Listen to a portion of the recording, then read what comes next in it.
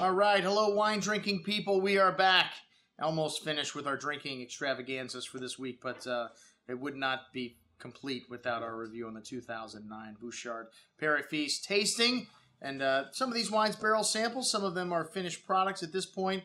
We've had Luc Bouchard in a few times over the last few years, and you know, a really good friend, making some fabulous wines here. Even though the family doesn't own Bouchard Pere Feast, you know, the Henriot group does now. You know, they're smart enough to realize, you know, you need someone that knows Burgundy intimately, and the Bouchard family does. Luc Bouchard runs, you know, the property for the Henriot group, and you know, still producing some of the best wines made in Burgundy. And you know, maybe these guys, like so many people, is, you know, at this level in the 90s or 80s rather, they started to kind of take advantage of their position in the market and really not produce the best possible wines they could. You know, there's a story when Henriot bought, you know, Bouchard in 1995 for $65 million, which seems like, I mean, not nearly enough, you know, for, you know, the firm that was founded in 1731 that has all this history, and, you know, the Chateau and Beaune, or the Couverie and Beaune, and the cellars with all the old wines, and then, you know, the vineyards are the largest owner of Premier and Grand Cru vineyards in Burgundy. $65 million, really? But, you know, they wanted this legacy to continue, and I think they sold this, you know, for, you know, probably half of what they could have got for it to make sure that it continued in the same fashion that it always has. And, you know, I'm not saying the Bouchard family weren't trying to make great wines. You know, they needed some improvements at the winery. You need capital to make these things, you know, continue to happen. And, you know, one of the first things that Henriot did when he bought the place was declassify, or rather just sell off or get rid of some of the wines that he felt were not fit to put the Bouchard label on. And really, if you look at, you know, this property since 1995, they have been producing some of the best wines made in Burgundy. And today, well, you can argue whether you like the style or not. You know, they're definitely a little on the understated style. They don't have a ton of new oak, so that perfume from the oak, somewhat understated. And, you know, their concentration and richness levels, this is not a Bouchard Burgundy right here in the glass, okay? It's way too dark. You don't see things that look like Syrah or Cabernet coming out of this producer. The Chardonnays, really nice and savory and lean. And let me just start by saying 2009, in case you haven't heard, one of the greatest vintages in Burgundy, according to the critics, in our lifetime. And, you know, I would say for the reds, this is one of the most exciting vintages I've ever tasted young. You know, usually when you do a tasting with Burgundy, these wines, the young wines, are not really impressive to just everybody. You know, only people that know Burgundy and know how these wines are going to turn out can see. They have the foresight after tasting young wines from Burgundy, really can understand them. But last night, of all the people here, I don't think there was anyone that didn't like any of the wines, which is really unique. The whites, maybe not quite as good as the reds. You know, the whites, I think, have this lovely forward nature also, but maybe not quite as much structure and acidity as 2008, which is turning out to be a great vintage for white wine. Probably the best vintage in the last 5 years for white wine from Burgundy. All right, well, we had some great village wines, Chambolle Musigny and Gevrey Chambertin. And, you know, these wines very young. These are finished products.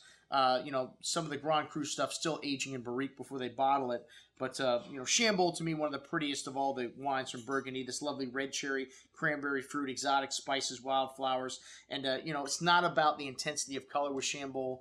And, you know, the wine in your mouth just has so many different layers of flavor and nuance on the finish. Really fruity, soft, and elegant, but still had nice acidity. The hallmark of this 2009 vintage, even though these wines are lovely, forward, fruity, juicy, and delicious, they've got this lovely savoriness at the end, which you rarely find in Burgundy, that combination of both of these factors. Gevrey Chambertin, to me, pretty similar aroma and taste, you know, but more structure. Gevrey has got 8 of the 23 Grand Crus located in it. One of the greatest appellations, one of the biggest of all the village wines. And, you know, it has a little more structure, a little more tannin. Chambolle, to me, is one of the lightest and more nuanced. But the Gevrey was really nice as well. And the Premier Cru wines, we had Pommard and Volnay. These are 2 wines from the Côte de Beaune. And Pommard, you know, very distinct wine because it can be a little 4 square, as Mr. Clive Coates would describe it. And, you know, it has this great structure and this lovely tannins. And if you like bigger style Pinots, Pomards, this one was showing, those a little more tannin, a little more, a little bigger wine, and definitely not quite as pretty as the first two. The Cayure had this lovely exotic spice, very floral, kind of new leather, licorice spice. Coffee also coming out in this wine. That's from the oak, and big and chewy on the tongue. Pretty drinkable for a young Burgundy, but lovely firm acidity and that exotic spice showing through the finish on there. Maybe not quite as intense in terms of the tannins as the Pommard, but a little more nuanced. I definitely preferred that wine in the two Premier Crus there. It's the second two wines. The Bon Clos de la Mousse, this is a fabulous wine from Bouchard. We sold... how can you tell which is the favorite wine? Which one did you sell the most of?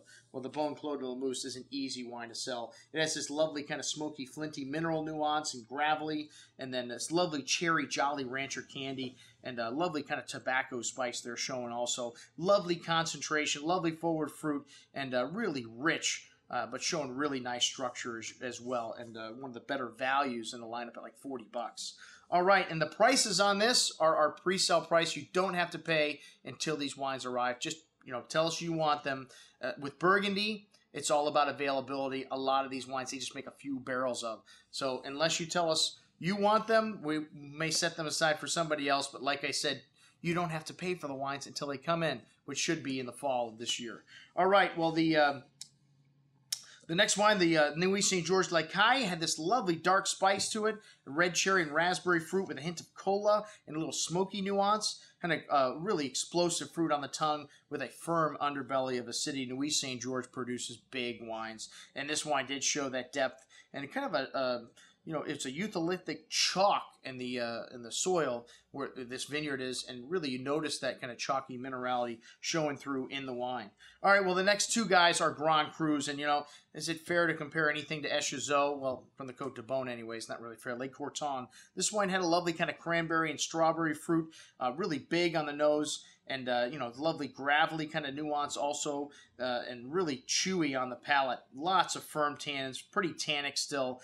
You notice these wines at the Grand Cru level, the intensity and the concentration is up a notch, and it's not just the exposure of the vineyard. In 09, a lot of these, village wines, even, when you don't have troubles like rain and bad weather, the exposure doesn't matter as much. It's a concentration, the concentration you get from old vines, because the stuff doesn't go into the Grand Cru unless the vines are like 20, 25 years old. So a really nice depth in both of these wines. The Echezot, to me, just edged it out. It had a little more nuance, a little more spice, lovely red cherry, raspberry kind of fruit, lovely exotic floral nuance to the wine. A hint of mint, too, which I really like in Burgundy. I get that on a Clos de Tart a lot, and really explosive on the palate, really long finish. And like I said, the Courton was great, but Echezot edged it out here. The three whites, we finished with whites because the acid level in whites is very high in Burgundy, and a lot of people feel that throws your palate off if you show them first. And the Clos Saint Landry, really nice, pretty wine, kind of pear and apple fruit to it, just a hint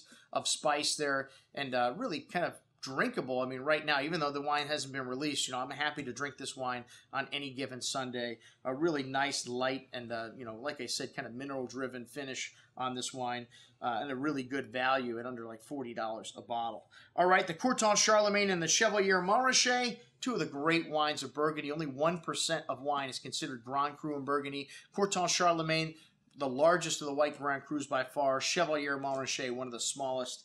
And, the Courton had this lovely kind of fresh butter toast and creme caramel note. The Chevalier, had this distinct minerality to it that just sent your tongue zinging in the finish and left it really this lovely savoriness. And the length on that wine to me is what, define the difference between the Courton and the Chevalier. The Chevalier just had this, in addition to the acidity on the end that gives a wine, freshness, it has a minerality that added length and freshness to the finish. Both of them fantastic wines. Most excellent juice last night at the Bouchard Pere Feast Tasting. And thank you, David Schneider. Did a fantastic job describing the wines, introducing everything for everybody. All right, I'm your host, Andrew Lamposoni, signing off for the Wine Watch, saying remember, always drink the good stuff first.